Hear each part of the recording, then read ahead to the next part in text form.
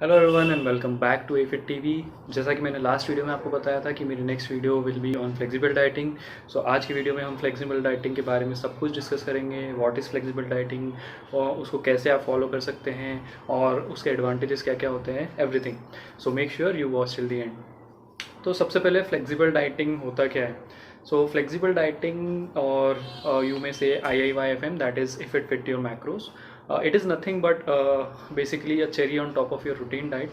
तो routine diet में क्या होता है कि अगर हम थोड़ा सा भी कुछ भी जंक खा लेते हैं तो अपनी पूरी डाइट डिस्टर्ब हो जाती है और फिर उसकी वजह से जो हमारा फिटनेस गोल है वो हिंडर हो जाता है।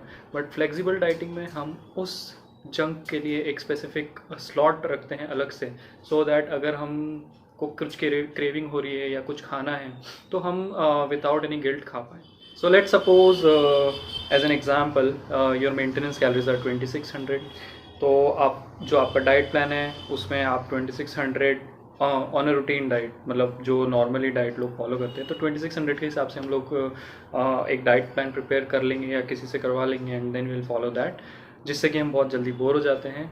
और फ्लेक्सिबल डाइटिंग में ये होता है कि if your maintenance calories are 2600, तो आप जो हेल्दी और न्यूट्रिएंट रिच सोर्सेस है उनके साथ साथ जो जंक है उनके लिए भी एक स्लॉट खाली रखें, जिससे कि आप अगर जंक खाएं भी तो आपका जो daily nutrient daily calorie intake है वो हिंडर ना हो। सबसे पहले तो अगर आपको मेंटेनेंस कैलोरीज कैलकुलेट करना नहीं आता है तो ऊपर आई बटन आ रहा होगा, उसमें जो वीडियो है which is on how to prepare your diet plan, उसमें मैंने डिटेल में बता रखा है कि आप वो कैसे कर सकते हैं, तो आप उसको देख सकते हैं।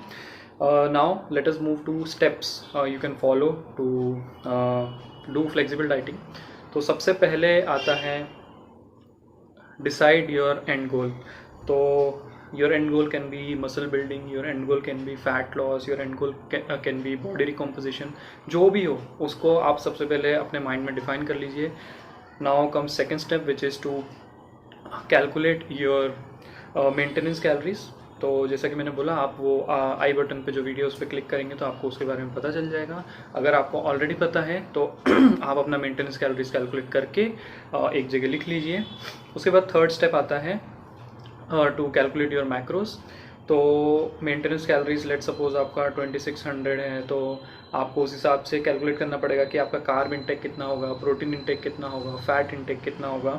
और अगर इसमें आपको कुछ इशू है तो आप सेम वीडियो देख सकते हो, उसमें मैंने ये चीज़ भी एक्सप्लेन कर रखी है। और अगर आपको आता है तो फिर वो भी आप एक जगह लिख लीजिए।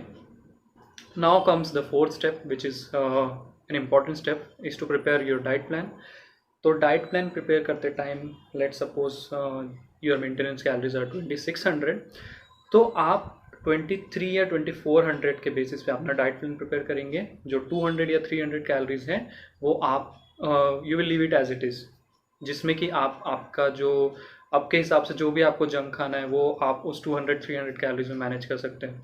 इट डिपेंड्स ऑन यू कितना भी आप छोड़ें, बट ये इंश्योर कीजिए कि 300 से ज़्यादा ना करें, क्योंकि फिर उसके बाद आपका पूरा मैक्रोस का बैलेंस गड़बड़ हो जाएगा। तो उसी के बेसिस पे आप अपना डाइट प्लान प्रिपेयर करें। जो फिफ्थ स्टेप आता है वो इस प्रोसेस का, या मैं कहूँ कि जनरली एवरी डाइटिंग प्रोसेस का बहुत ही इम्पॉर्टेंट स्टेप होता है, और मेजॉरिटी ऑफ पीपल इस चीज़ को इग्नोर करते हैं, which is trekking your calorie intake daily. तो होता ये है कि लोग क्या करते हैं कि एक दिन अपना कैलोरी इनटेक कैलकुलेट कर लेते हैं या ट्रैक कर लेते हैं, उसके बाद वो सोचते हैं कि रोज़ तो मैं वही खाने वाला हूँ तो रोज़ ट्रैक करने की क्या ज़रूरत है, वो सेम ही आएगा। बट ऐसा नहीं होता है, कभी ना कुछ ऊपर नीचे हो जाता है। कभी we have a different sabzi, we have a different food intake, और कुछ ऊपर नीचे हो जाता है जिसकी वजह से जो है पूरा बैलेंस गड़बड़ हो जाता है। तो आपको डेली बेसिस पे कैलोरीज ट्रैक करना काफ़ी ज़रूरी है, जिससे आपको पता चलेगा कि आप जो आपकी मेंटेनेंस कैलोरीज है उससे ऊपर जा रहे हैं या उससे नीचे जा रहे हैं। और मेरे केस में भी काफ़ी बार होता है कि मेरी मेंटेनेंस अभी फ़िलहाल 2700 है, तो मैं कभी कभी 3000 कैलोरीज खा लेता हूँ, कभी कभी 3500 हो जाता है, बट उसको मुझे कंपनसेट करना पड़ता है, जो कि मुझे आता है और मैं आपको अभी ऐप के ज़रिए बताऊँगा। So make sure that you track your calorie intake every day and in every meal, जिससे कि आपको आइडिया रहेगा कि आपको आगे क्या करना है, क्योंकि आपका वीकली एवरेज आपके मेंटेनेंस कैलोरी से ज़्यादा नहीं जाने चाहिए।